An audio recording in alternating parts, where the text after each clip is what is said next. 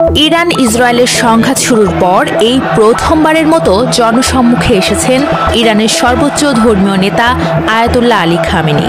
৫ জুলাই শনিবার পবিত্র আশুরা উপলক্ষে আয়োজিত এক অনুষ্ঠানে তাকে দেখা গেছে।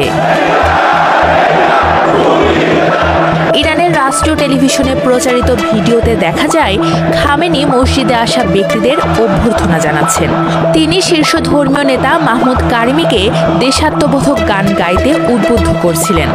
শনিবার খামেনির প্রকাশ্যে আসার বিষয়টি ছিল ইরানি সংবাদ মাধ্যমের তার অনুসারীরা টেলিভিশনে তাকে দেখে আনন্দ প্রকাশ করছেন এমন দৃশ্য দেখা গেছে। সম্প্রতি ইরান ও ইসরায়েলের মধ্যে সংঘাত চলাকালে তাকে একটি রেকর্ড করা ভিডিও বার্তায় সর্বশেষ দেখা গিয়েছিল। তখন গুঞ্জন উঠেছিল তিনি বাংকারে আত্মগোপনে আছেন। ওই সংঘাতে ইরানের শীর্ষ পর্যায়ের কয়েকজন সেনা কর্মকর্তা ও পরমাণু বিজ্ঞানী নিহত হন।